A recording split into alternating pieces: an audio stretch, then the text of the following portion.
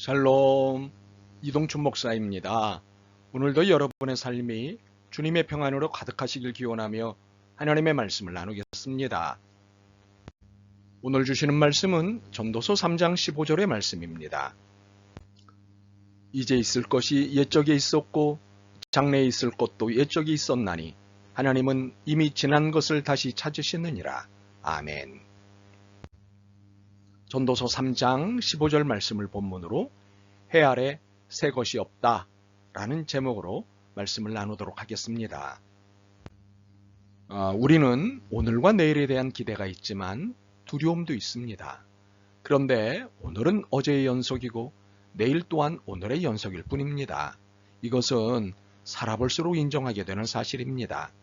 오늘 말씀이 이런 이해에 적절합니다. 이제 있는 것이 옛적에 있었고 장래에 있을 것도 옛적에 있었나니 하나님은 이미 지나간 것을 다시 찾으시느니라. 이를 세 번역으로 읽어보겠습니다. 지금 있는 것 이미 있던 것이고 앞으로 있을 것도 이미 있는 것이다. 하나님은 하신 일을 되풀이하신다. 우리의 인생은 단절이 아니라 연속입니다. 어제 다르고 오늘 다른 것이 아니라 어제와 오늘은 연결되어 있습니다. 물론 내일도 연결되어 있습니다. 그러므로 어제 있었던 불안과 두려움이 오늘도 내일도 여전할 것입니다. 그러나 이런 불안 가운데 두렵지만 그저께도 살았고 어제도 살았고 오늘도 살고 있습니다. 이 또한 우리의 경험입니다. 그러므로 우리는 내일도 살아있을 것입니다. 이렇게 인생을 단절이 아닌 연속으로 보는 것이라면 인생을 부정적인 시각보다는 긍정적인 시각으로 보는 것이 옳습니다. 참으로 산다는 것은 불안일 수도 있고 희망일 수도 있습니다. 어려움일 수도 있고 괜찮을 수도 있습니다. 그렇지만 어차피 이것도 지나가고 저것도 지나가는 것입니다. 머무는 것은 없습니다. 단절이 아니기 때문입니다. 이것의 의미를 해 아래 새 것이 없다는 전도서의 말씀에서 더 잘 이해할 수 있습니다. 오늘 본문의 전도서의 말씀은 비관적 허무주의가 아닌 신앙적 허무주의입니다. 그러므로 여기서 우리가 깨달아야 할 의미가 있습니다. 무엇일까요? 첫 번째 의미는 내일을 두려워하지 말고 오늘을 함부로 대하지 말라는 의미입니다. 어제도 산 오늘을 살고 있으니 내일을 두려워할 것이 무엇이냐는 의미입니다. 그러나 오늘을 살았다고 내일을 겁없어 하지 말라는 말씀이기도 합니다. 삶에 대해 겸손하라는 말씀입니다. 두 번째 의미는 오늘이라는 새 것에 어제라는 옛 것을 무시하지 말라는 말씀입니다. 연속이기에 혹시 앞만 보고 가거나 앞을 뒤보다 더 소중하게 여기는 것에 대한 주의입니다. 연속이란 어제가 있기에 오늘이 있는 것입니다.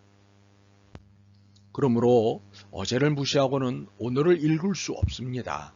과거에 집착하는 것이 문제이긴 하지만 과거를 무시하는 것은 더 문제일 수 있습니다.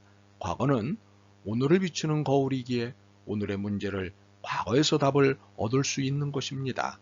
그래서 과거는 선생입니다.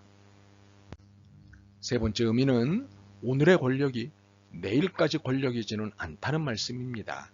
이는 내일을 기대하지 말라는 충고이기보다는 두려워하지 말라는 위로의 의미입니다. 물론 오늘 나를 괴롭힌 힘이 내일도 괴롭힐 수 있습니다. 그래서 내일이 두려울 수 있습니다. 그러나 내일은 아무도 모릅니다. 내일도 그것이 나를 괴롭힐 수 있는 힘인지는 내일 가봐야 합니다. 인생도 권력도 언젠가는 꽃처럼 시들고 떨어지기 때문입니다. 그러므로 교만은 금물이고 두려움 또한 크게 가질 필요가 없습니다. 새 것은 어제의 연속일 뿐입니다. 그러니 어제도 지켜주신 하나님이 오늘과 내일도 지켜주지 않으시겠습니까? 지금 있는 것 이미 있던 것이고 앞으로 있을 것도 이미 있는 것이다. 하나님은 하신 일을 되풀이하신다. 오늘처럼 내일도 지켜주신다는 약속의 말씀입니다. 어제도 지켜주신 것처럼 말입니다. 아멘. 주님, 어제에 휘둘려 오늘을 맞고 싶지 않습니다. 내일의 두려움으로 오늘을 맞고 싶지 않습니다. 약속의 말씀을 따라 믿음으로 매일의 오늘을 맞고자 합니다. 믿음을 주옵소서. 약속의 말씀에 굳건히 서게 하옵소서. 예수 그리스도의 이름으로 기도드립니다. 아멘. 오늘도 여러분의 믿음과 삶을 응원합니다.